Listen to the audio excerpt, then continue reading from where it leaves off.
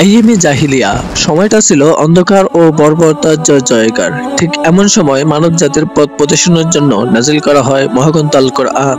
মহান আল্লাহ তাআলা মানুষের হেদায়েত ও সর্বাঙ্গীন কল্যাণের জন্য জিবরাইল আলাইহিস সালামের মাধ্যমে হযরত মুহাম্মদ সাল্লাল্লাহু আলাইহি ওয়াসাল্লামের উপর নাজিল করেন মহাগ্রন্থ আল কোরআন। আর এই মহাগ্রন্থ আল কোরআন নাজিলের উদ্দেশ্য হলো মানব জাতির হেদায়েত, মানুষ যেন অন্ধকার থেকে আলোতে আসতে পারে।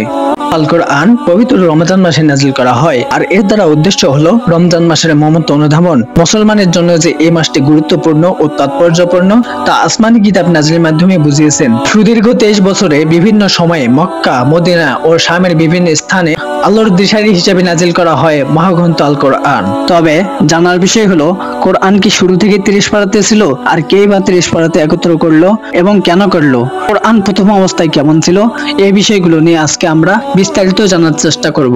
কোরআন সংকলনের যুগকে মোট 3টি ভাগে ভাগ করা হয়েছে। 1. হযরত মুহাম্মদ সাল্লাল্লাহু আলাইহি ওয়াসাল্লামের যুগ। 2. হযরত আবু বকর রাদিয়াল্লাহু তাআলা আনহুর যুগ। 3. হযরত উসমান রাদিয়াল্লাহু তাআলা আনহুর যুগ। হযরত মুহাম্মদ সাল্লাল্লাহু আলাইহি ওয়াসাল্লামের যুগ। কোরআন প্রথম অবস্থায় একসাথে নাজিল করা হয়নি, 3টি পর্যায়ে নাজিল করা হয়েছে।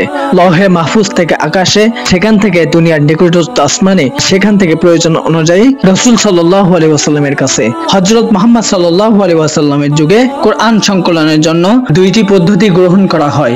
1. মুখস্থকরণের মাধ্যমে। 2. লিখনের মাধ্যমে। কোরআন কণ্ঠস্থ করে সংরক্ষণের প্রতি রাসূল সাল্লাল্লাহু আলাইহি ওয়াসাল্লাম জোর তাগিদ দিয়েছেন, ফলে তার জীবদ্দশায় অগণিত হাফেজ সৃষ্টি হয়েছেন। কোরআন মাজিদ অসংখ্য সাহাবীর পক্ষে সংরক্ষণ করার পাশাপাশি লিপিবদ্ধ আকারেও তার সংরক্ষণ করার ব্যবস্থা গৃহীত হয়। নবী করিম সাল্লাল্লাহু আলাইহি ওয়াসাল্লাম তার বিশেষ তত্ত্বাবধানে লিপিবদ্ধ করেন। তিনি 42 জন উত্তম সাহাবীদেরকে নিয়ে একটি দল মনোনীত করেন, যাদেরকে কাতাবে ওহী বলা হয়। প্রসিদ্ধ ওহীলেখক সাহাবীগণ হলেন যায়েদ ইবনে সাবিত রাদিয়াল্লাহু তাআলা আনহু, উবাই ইবনে কাব রাদিয়াল্লাহু তাআলা আনহু, মুআয ইবনে জাবাল রাদিয়াল্লাহু তাআলা আনহু। কোরআনের আয়াত নাজিলের পরে রাসূল সাল্লাল্লাহু আলাইহি ওয়াসাল্লাম তা লিপিবদ্ধ করার ব্যবস্থা নিতেন। আরবে তখনও কাগজ তৈরির সাধারণ ব্যবস্থা ছিল না, তাই তখন খেজুরের ডাল, কাগজ, পাথরপিষ্ট, চামড়া, গাছের ডাল, উটের হাড়, লেখার আসবাবপত্রে লিপিবদ্ধ করতেন। আবু বকর রাদিয়াল্লাহু তাআলা আনহুর যুগ। নবুয়তের সূর্য অন্তমিত হওয়ার পর খেলাফতের দায়িত্ব অর্পিত হয় আবু বকর রাদিয়াল্লাহু তাআলা আনহুর উপর। খেলাফত লাভের পরেই তিনি কয়েকটি সমস্যার সম্মুখীন হন। এগুলোর মধ্যে প্রধান ছিল মুরতাদ সমস্যা। মহানবী সাল্লাল্লাহু আলাইহি ওয়াসাল্লামের ইন্তিকালের পর আরব দেশে বেশ কিছু লোক মুরতাদ হয়ে যায়। এদেরকে দমন করার জন্য সাহাবায়ে কেরামকে কয়েকটি যুদ্ধে লিপ্ত হতে হয়। এগুলোর মধ্যে অন্যতম ছিল 11 হিজরিতে ইয়ামামার যুদ্ধ। তাদের 70-এর অধিক হাফেজ সাহাবী শাহাদত বরণ করেন। এই ঘটনার প্রেক্ষিতে উমর রাদিয়াল্লাহু তাআলা আনহুর অন্তরে চিন্তা জাগ্রত হয়, কোরআন সংরক্ষণে একটিমাত্র মাধ্যমের উপরে নির্ভরশীল থাকা সঙ্গত নয়। শুধু বক্ষের মধ্যে কোরআন অঙ্কিত থাকলে হবে না, তাকে কাগজের পাতায়ও সংরক্ষণ করতে হবে। তিনি আবু বকর রাদিয়াল্লাহু তাআলা আনহুকে বিষয়টি স্পষ্ট করেন। কিছুটা চিন্তা ভাবনা করার পরেও তিনি একমত হয়ে যান। যায়েদ ইবনে সাবিত রাদিয়াল্লাহু তাআলা আনহু বর্ণনা করেন, যখন ইয়ামামার যুদ্ধে অনেক লোক নিহত হলেন, এমন সময় আবু বকর রাদিয়াল্লাহু তাআলা আনহু আমাকে ডেকে পাঠালেন। এমন সময় উমর রাদিয়াল্লাহু তাআলা আনহু সেখানে উপস্থিত ছিলেন। আবু বকর রাদিয়াল্লাহু তাআলা আনহু আমাকে বলেন, উমর আমাকে এসে বলছে, শাহাদত প্রাপ্তদের মধ্যে কারীদের সংখ্যা অনেক। আমি আশঙ্কা করছি ভবিষ্যতের যুদ্ধ বিগ্রহে আরো হাফেজে কোরআন শাহাদত লাভ করবে, আর এভাবে কোরআনের বহু অংশ হারিয়ে যাবে। অতএব আমি আপনাকে পরামর্শ দিচ্ছি, আপনি কোরআন গ্রন্থাবদ্ধ করার ব্যবস্থা করেন। উত্তরে আমি বললাম, যে কাজ আল্লাহ রাসূল সাল্লাল্লাহু আলাইহি ওয়াসাল্লাম করে নাই, সে কাজ আমি কিভাবে করব?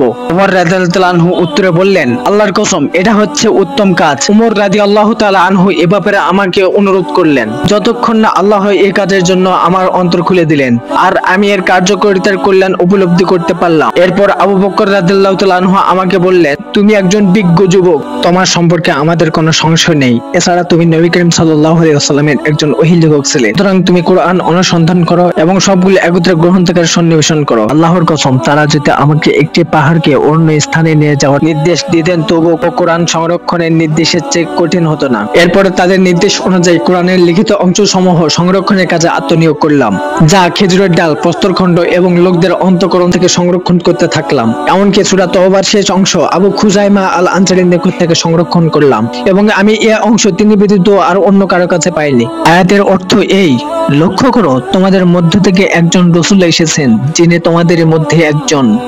তোমাদের ক্ষতিগ্রস্ত হওয়া তার পক্ষে দুঃসহ কষ্টকর, তোমাদের সার্বিক কল্যাণে তার কাম্য। ঈমানদার লোকদের জন্য তিনি সহানুভূতিশীল এবং করুণাসিক্ত। গ্রন্থবদ্ধ এই কোরআন আবু বকর রাদিয়াল্লাহু তাআলা আনহুর নিকট গচ্ছিত ছিল। এরপর হযরত ওমর রাদিয়াল্লাহু তাআলা আনহুর কাছ থেকে হযরত ওমর রাদিয়াল্লাহু তাআলা আনহুর মেয়ে হাফসা রাদিয়াল্লাহু তাআলা আনহার কাছে ছিল। হযরত ওসমান রাদিয়াল্লাহু তাআলা আনহুর যুগ। ওসমান রাদিয়াল্লাহু তাআলা আনহু যখন খেলাফতে অধিষ্ঠিত হন তখন ইসলাম আরবের সীমানা অতিক্রম করে রোম ও ইরানে প্রবেশ করে। এসব দেশের লোকেরা দলে দলে ইসলাম কবুল করে। আমরা জানি কোরআন 60টি আঞ্চলিক ভাষায় নাজিল করা হয়েছে।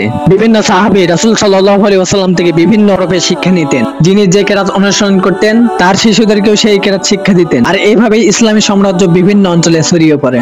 অক্ষর আদায় ও গঠন পদ্ধতির কিছুটা ভিন্নতার কারণে তেলাওয়াতের পদ্ধতি নিয়ে কারিগরদের মধ্যে বিভেদ সৃষ্টি হয়।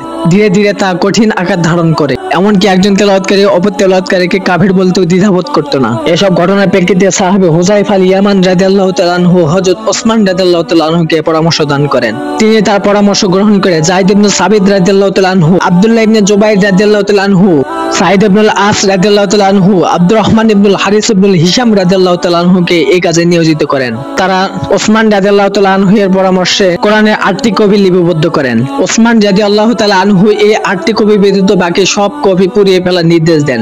এই 8টি কপির মধ্যে একটি ওসমান রাদিয়াল্লাহু তাআলা আনহু এর নিকট রেখে দেন, যেটাকে মাসহাফে ইমাম বলা হয়। আর বাকি 7টি কপি বিভিন্ন দেশে ছড়িয়ে দেওয়া হয়। আর ঠিক তখন থেকে বর্তমান পর্যন্ত আর কোনো সংকলন সংস্করণ করা হয়নি। এজন্য ওসমান রাদিয়াল্লাহু তাআলা আনহুকে জামিউল কোরআন বলা হয়। কোরআন জমা করার মূল কৃতিত্ব অর্জন করেন হযরত আবু বকর রাদিয়াল্লাহু তাআলা আনহু। আজকের ভিডিও এ পর্যন্তই। পরবর্তীতে নতুন কোনো ভিডিও নিয়ে আপনাদের মাঝে হাজির হব। সেই পর্যন্ত আপনারা ভালো থাকুন, সুস্থ থাকুন।